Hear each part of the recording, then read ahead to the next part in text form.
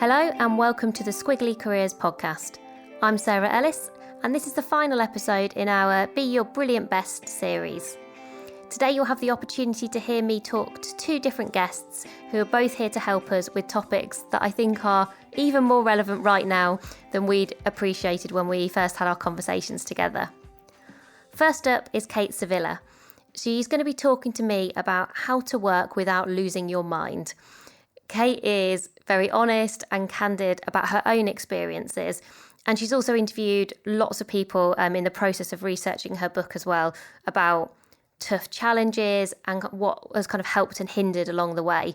So whether it is a horrendous boss, whether it is working every hour and feeling like you've got no life, crying in the toilets, all those things that we never hope are going to happen, but inevitably do at some point during our careers.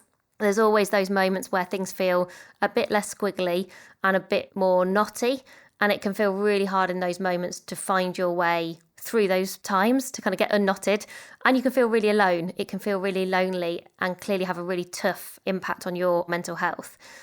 And so I always really enjoy spending time with Cate because she doesn't shy away from those tough conversations, but equally she's fun and funny and doesn't kind of take herself too seriously. Really kind of similar to us, and I think what we try to do with Squiggly Careers, she really wants to help people in a practical way so that if and when those things do happen, you feel reassured that it's not just you and you have the confidence to do something about it. Then after Cate, you'll hear me talk to Rita Clifton about imposter syndrome, one of those topics that just never goes away, unfortunately. And actually what I really liked about talking to Rita with the work that she's done and in the process kind of writing her book, which is called Love Your Imposter, is that Rita's approach is a bit different. So rather than trying to kind of squash our imposter or pretend it's not there or wish it's not there, she actually just suggests that it's something that we all have and that we kind of got to change our relationship with imposter syndrome. And, you know, talking about Cate being reassuring, Rita is incredibly impressive. Rita CBE, I should say. If you have a little Google of her career as a kind of chief exec and as a chair and all the various different work she's done. And I think probably what you'll hear in my conversation with Rita, and certainly if you do read her book, is that, yes, she'll really help you with loving your imposter. You're kind of thinking about that in a different way. But actually, she's just full of wisdom and really useful and sensible career advice. So I hope you find this episode useful. Next week, Helen and I will be back together talking about distraction downfalls. It's something that we mentioned to our followers on Instagram. We're just at Amazing If. And we got overwhelmed with so many responses of this gets in my way and all the different distractions that we all now have when we're trying to do good work.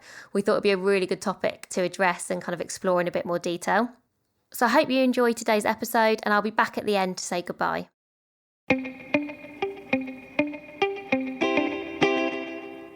So Cate, thank you so much for joining us on the Squiggly Careers podcast today. Oh, thank you so much for having me. And I'm going to dive right in to thinking about stress and burnout, but hopefully really thinking about this in a positive way, about avoidance and prevention is really going to be the kind of theme for today. Let's think about this really positively. And I am interested to know whether you'd started writing your book prior to 2020, but then within the book you've got some reflections about kind of what happened in 2020 and how that impacted how we feel about work and kind of stress. What changes did you observe kind of last year in terms of how people thought about preventing burnout and stress? Was there a change in sentiment from both the individual perspective and also perhaps in organisations? Or was it a continuation? I'm just interested to know kind of what could you feel from the conversations you were having? I was actually really thankful that because of the pandemic, my book got delayed because then I was able to kind of adjust some bits of it and to kind of really address something that I think more people started to become aware of and care about. I think that burnout was something that so many people were familiar with, but actually when something becomes kind of buzzwordy, and I think people kind of had an attitude about it, if you know what I mean, and are a bit like, oh, mental health is important, but people don't ever really want to kind of get into the darker side of it, or they kind of like, they'll train up mental health first aiders, but they don't want to address the kind of toxic culture in their workplace that really contributes to burnout. And to feelings of being overwhelmed and overworked. So I think what's been interesting over the last year is hearing more and more people talk about the kind of the reality of burnout, because you have like the kind of glamorized symptoms that people will always talk about. People weren't talking about the kind of day to day and how serious it can impact your life. So I think that there's been a much wider and personal conversation about overworking yourself and what are we doing this for?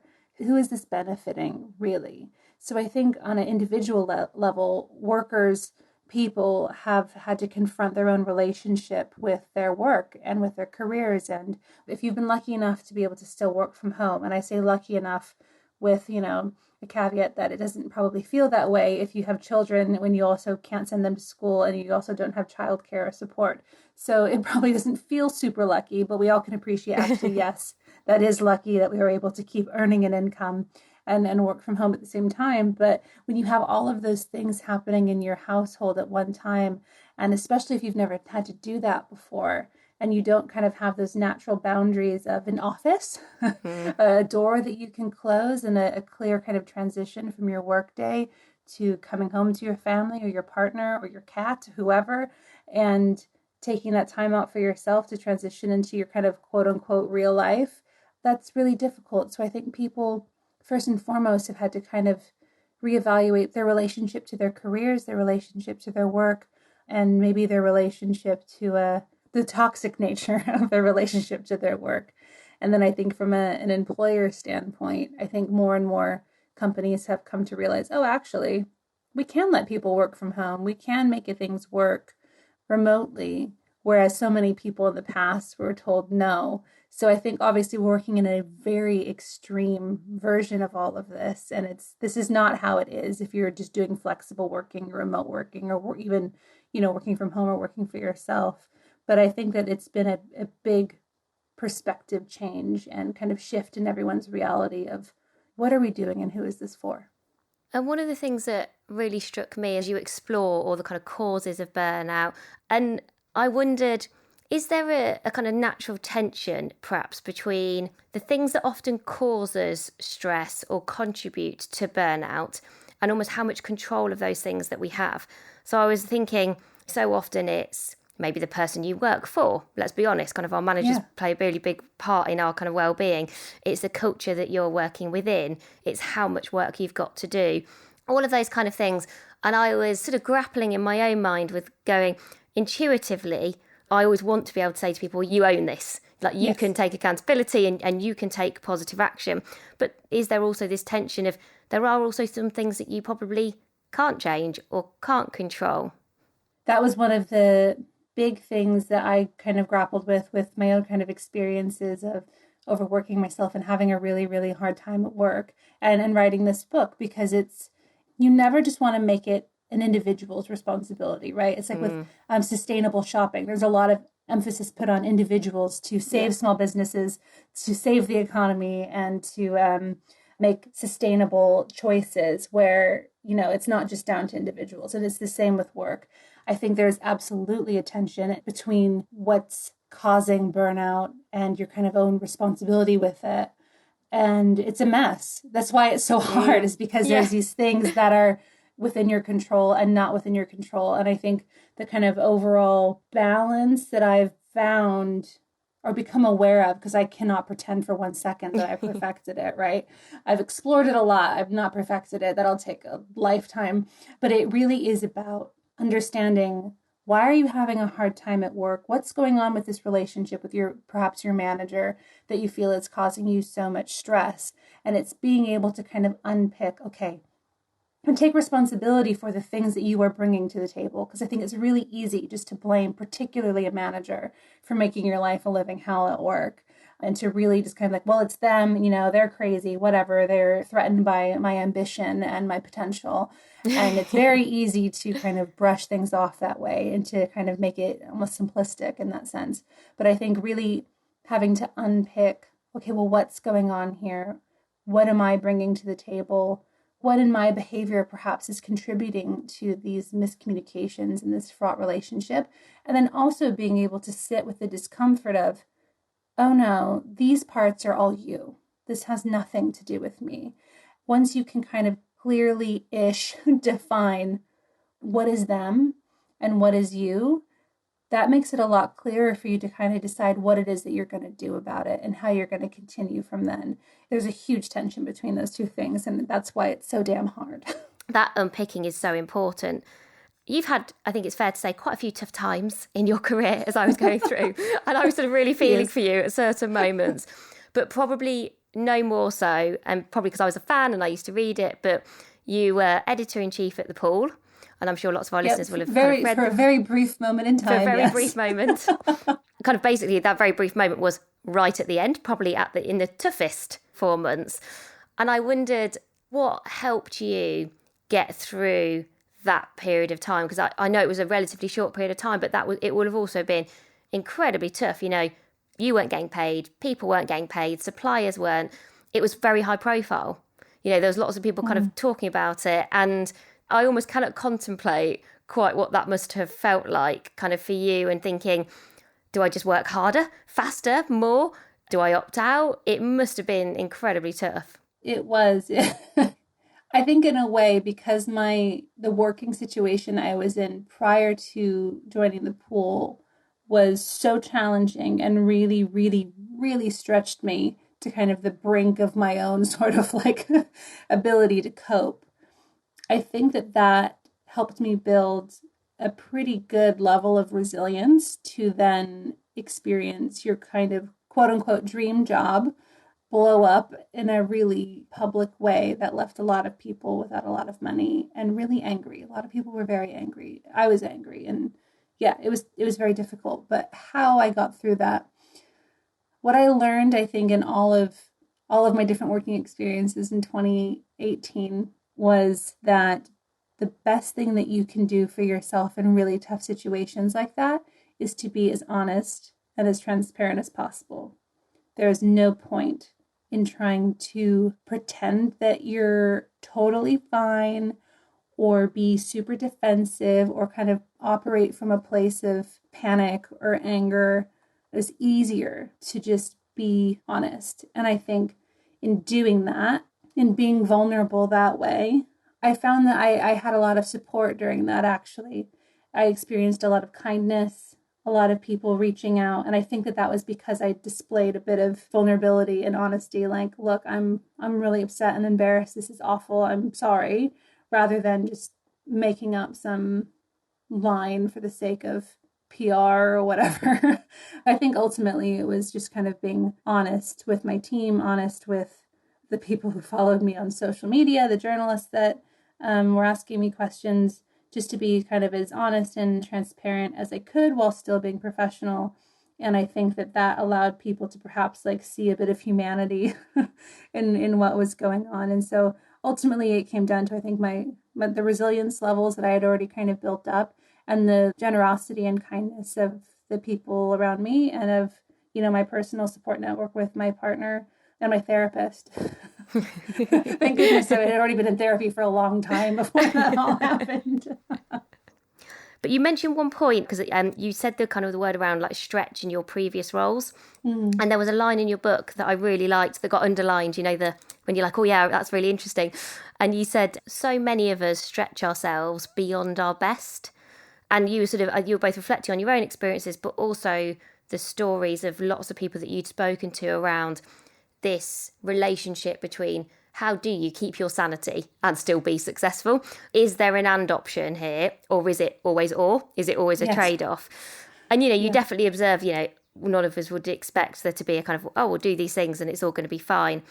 But I just wondered, perhaps you could just talk to us a little bit more about this idea of like, what does it mean when you're saying stretching ourselves beyond our best? Yeah, I think that was from the chapter where I was talking about is, can we succeed in our careers without just consistently going through this cycle of burnout and exhaustion and overwork? And in the interviews that I did for specifically kind of for that chapter and around burnout, I was selfishly searching for this answer of, no, we don't have to do that. Here are some very easy ways in which this person burnt out and then they recovered and they've never had that happen to them again.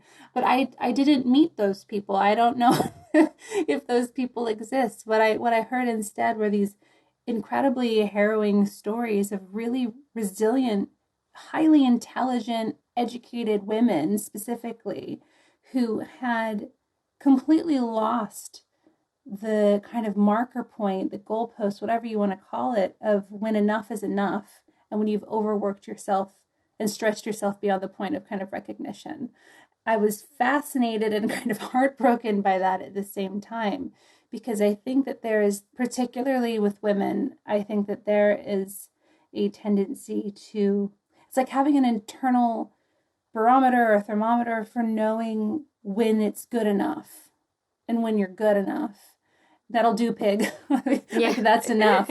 We don't have that, or we feel it, or we're measuring it against somebody else, or we're letting somebody else tell us when it's good enough, rather than kind of having that internal, no, this is good enough. And so I think the kind of balance that I think I was trying to find, and maybe probably trying to write through, is, okay, these are ways in which we can look after ourselves a bit and be a bit more self-aware about not only why we're overworking ourselves, but what to do when we get to that point. And I think the opposite side of the coin of overworking yourself is understanding your own desire and what is actually driving you and why you're doing this, so that you will then know, that'll do, pig. And one of the things I really like this idea, which I'm definitely going to steal, is this idea of you need to be your own chief protector of your own mental health. And I loved this question. I'm always really interested in, we talk about coach yourself questions. What are kind of the key coach yourself questions? And my favourite one, there were some brilliant ones in the book, my favourite one was, who or what is living rent-free in your brain? I just thought, do you know what? I really wish I had heard that question, particularly for the first 10 years of my career. I think somebody had given me that advice once when I got a very difficult relationship, not quite as well written or articulated as you've described it there, but said, you do realise you're letting this person take up loads of your headspace, and how do you feel about that? And then I was like, oh, really not great.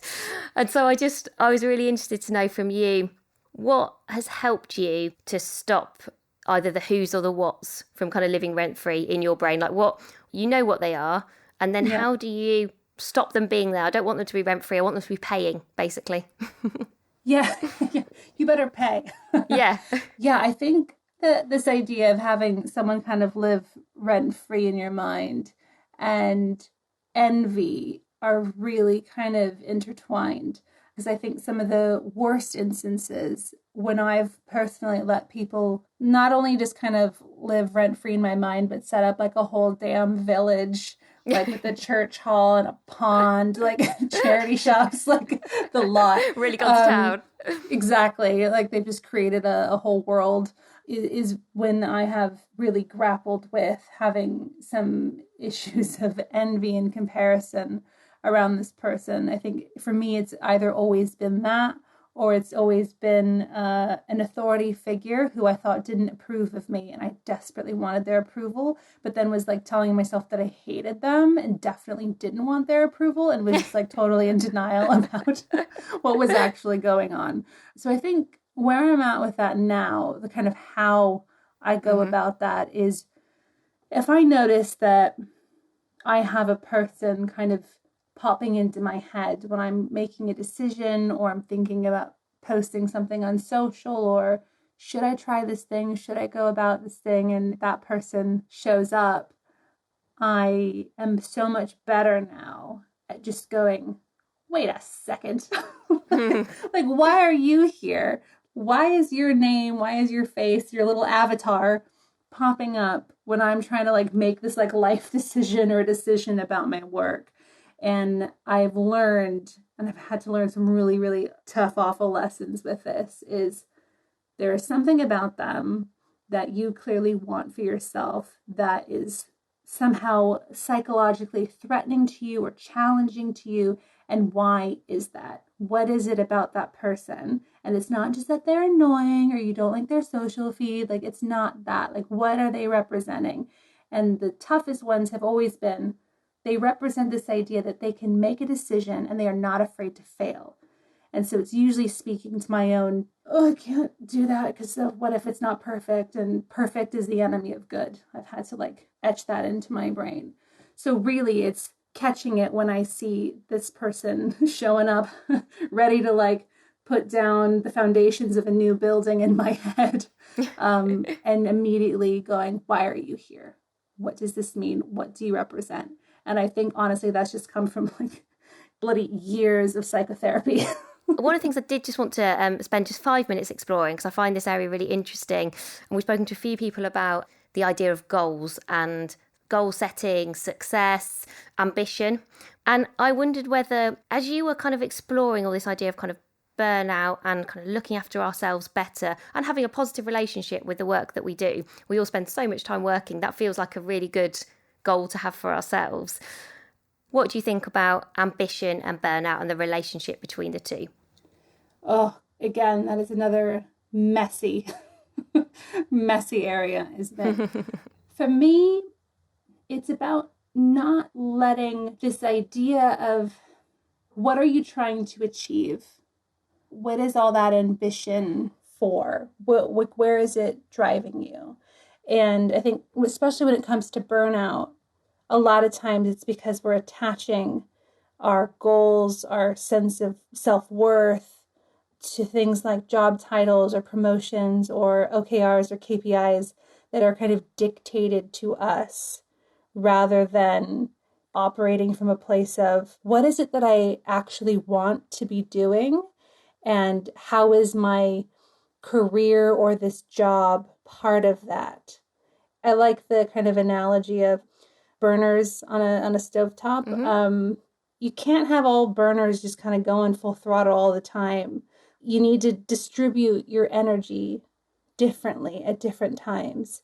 So I think if your ambition is tied up in really complicated goals and too attached to your job or too attached to an authority figure, you're going to burn yourself out so much quicker, because you kind of, in a sense, don't really know what you're working so damn hard for. I think if you really listen to yourself and your own desires, and you go, okay, this is the thing that I really care about. This is how my current job plays into that. Here are my goals, using whatever kind of framework you would like to use, but kind of knowing, okay, this is kind of what this is all for. And having that kind of self-awareness to know when you're putting too much of your energy into one space that probably it doesn't need to be going. I think that that's the kind of best kind of strategy I've been able to kind of come up with and observe with that relationship. And so, okay, I feel like hasn't been a chat where we've gone, oh, we're going to try and summarise everything into top tips. But I am still going to ask you, we ask all of our guests to finish our interviews with their best piece of career advice. And I feel like your book is essentially one big piece of lots of very useful advice for everyone at work. But if you did have to pick one, what would it be? I think for me, this is evolved. And I think probably what I'll say this year might be different than next year. But I think kind of based on what we have all been through in this last year, for me, I think it's about having perspective and thinking about your life as a whole, and not just thinking about work as one compartmentalized thing, or your singular goal, or even your identity. I think it has to be part and integrated into your whole life. That will inform pretty much all your decisions when you start to think of it like that. And you won't always get it right, and you might get it terribly wrong sometimes and need to rebalance. But I think that having that kind of be your North Star, I think, is probably the best kind of advice I can give for working at this moment in time.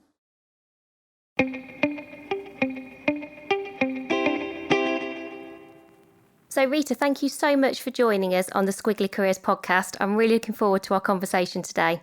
And me too. Thanks very much for having me. Looking forward to it. I've spent the last few days immersing myself in imposter syndrome from reading your book and your reflections. And where I wanted to start was really this idea that you suggest that imposter syndrome should perhaps even be called human syndrome, because it is something that is part of us all in some way. And I think everybody has insecurities, regardless of who we are or what other people might think about us. So it's almost one of those things that so many of us know is a challenge or feels like it's perhaps a barrier that's holding us back in our career.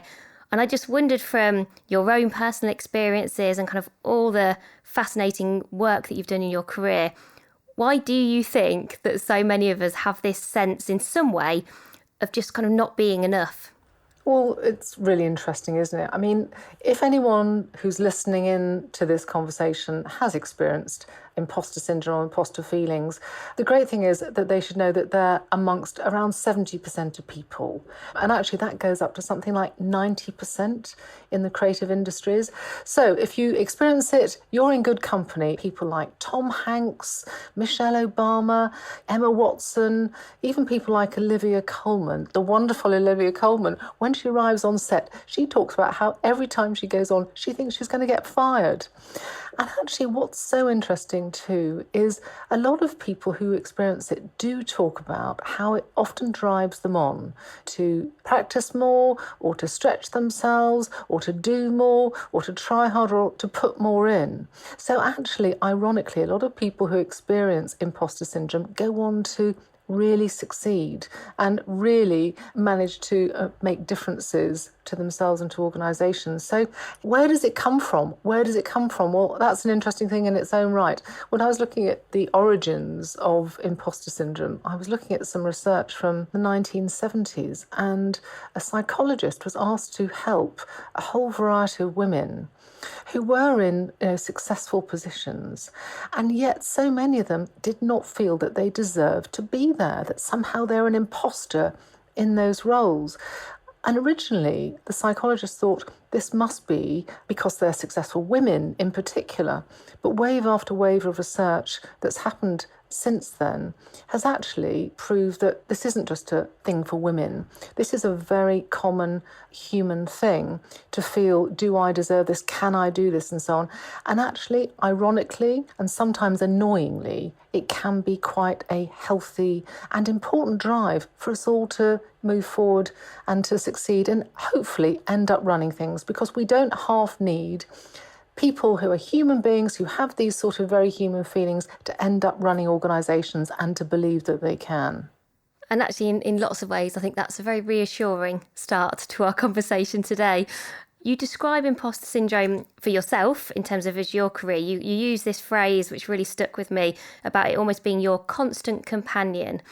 And I feel like, as I was reading about you and your career experiences, that you managed to somehow, rather than get rid of imposter syndrome or try to kind of ignore it, actually you made it more your friend rather than your foe. You sort of almost accepted it and embraced it. And that sounds very appealing. So how could other people do that too? Well, I think the first thing is to try and understand where some of these drives come from. These feelings of, oh my goodness, can I do it? And I need to try harder, or someone's going to find me out. All of those things.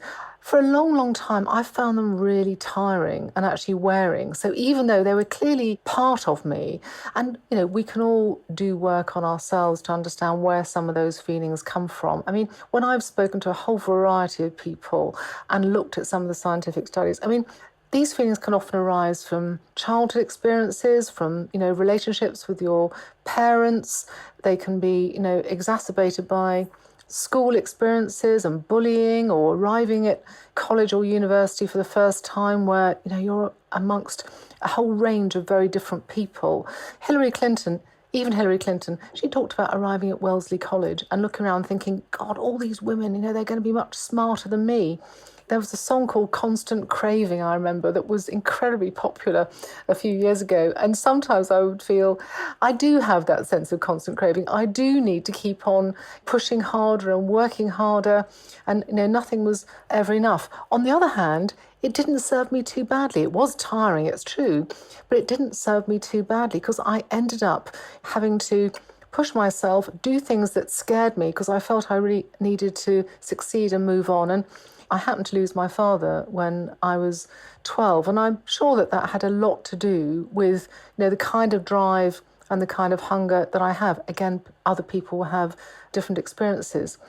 But what I felt in the end, at a certain age and stage, I was thinking, there is clearly a reason why I'm experiencing this, whether or not it's evolutionary theory or whether or not actually it's something a little bit more parochial, that I clearly have these drives. So maybe I can just harness them and use them and frankly accept them. Now, the acceptance of this blasted imposter saying, this time is going to be the time it all goes pear-shaped. This time, you are not going to be able to do that. Or when you stand up, you should step aside for someone who knows what they're doing. I mean, all those things that from time to time we can all feel when we're doing new things or stepping up. Now, I look over my shoulder at the imposter and go, I know why you're there. I know why you're there. You are going to make me try harder or practice harder, whatever. So thank you. So don't waste energy, in my view, struggling with imposter syndrome or trying to overcome it or wrestle it to the ground or whatever. Rather go, thank you, reframe your relationship with it and then use it and move on. And just as a little side story, I was talking to someone, I was explaining this thesis to somebody who happened to be a martial arts expert. I mean, what they said was, do you know, this does remind me of judo, which is that you don't win at judo by kind of battling your opponent and sort of, using your strength. Actually, you use your opponent's weight in order to win. And I thought, what a great analogy that is. You recognise your imposter, you go, I know who you are, and you use that weight in order to move forward. And look, frankly, because it's such a human thing, I think this is a good thing. It enables you to relate to other people and empathise with other people who might also feel this. And actually, you can help other people as well as yourself get through this stuff. And I was interested, actually, what are some of the things that have had their sell by date, or do we perhaps need to challenge that kind of get talked about in everyday vernacular of work? And people talk about like this idea of you have to fake it until you make it, which I've always had a few doubts about. And then the other one is like, which I think means really the same thing, is act as if, or like act as if you've already got the job. And I always get really nervous when people get the advice of, oh, you've got to sort of do the job above you, like way before you're paid to do that or you have those responsibilities. And I just think that's really unrealistic and also unfair on individuals. But also we understand, I think, where fake it until you make it comes from. I can see why people discuss that and feel that might be useful.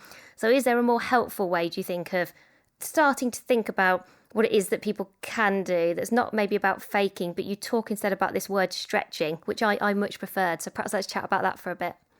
Well, so the fake it till you make it or act as if, I guess it's all part of the same thing. And I do understand where people are trying to sort of find artificial ways almost of constructing themselves that they feel could defend them, create a persona that is more than they are. But I think it's bad advice. And the reason I think it's bad advice is it's not good for you. I mean, you might be able to fake it for 4 weeks for a television programme. There was a series called Faking It. But, trying to fake your working life and who you are day in, day out will either make you miserable or ill. And the second thing, of course, is faking it, almost creating this sort of third-party construct. That goes against the strong feelings that I have that business needs to be more human. I mean, that's one of the main reasons I wrote the book. There were two sort of key reasons. Number one is I want business to be a much more human place. I want us all to feel confident to be the human beings we are, relate to other people, particularly business leaders, to act as though they've got families and pets and pulses and consciences and even, damn it, a sense of humour. That we don't all get it right all the time. We don't chew concrete blocks for breakfast. And that's not good either for the perception and reputation of business as a whole. So I really want to make business more human. I know a lot of people who are fabulously self-deprecating, funny and everything else in real life. Then you put them in front of a camera or you interview them with, the business press interviews them and up go their shoulders and on goes the sort of serious business face and act and so on. And I just think this is bad. This is bad for them and it's also not good for business. So that's why I talk about it's a bad idea on the faking it front. And what I'd rather talk about is about how to use tools and techniques to make the very most of who you are. And that obviously builds on understanding yourself and then thinking about what tools, what skills and so on do I need to accumulate and really, really focus on in order to give myself the confidence to fulfill those goals. And there are a series of things. I mean, I want a lot more women in particular. We talk about humanising business and organisations, and a big part of that is going to be changing the chemical balance at the top of power, changing the chemical balance at the top of organisations of all kinds. And that's not very subtle code for saying we need an awful lot more women to be running some of our major institutions and organisations, because more than 90% of every single institution you can think of that is really got power and resources in the world are run by guys. And it doesn't seem to be going that well. That's all I'd say.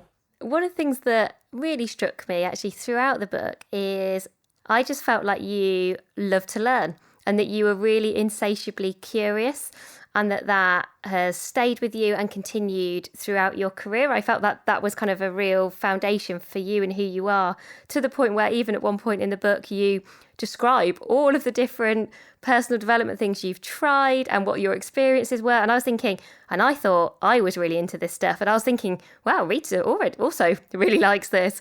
You know, you'd say some things were kind of better than others, but what was refreshing is that sometimes I find the more senior people become, perhaps the less open people are about what they are learning or what they're trying, because perhaps you feel like you have to put on this persona of perfection, or, you know, I kind of know it all now. And I felt like you really kind of epitomised that learn it all growth mindset that we really advocate.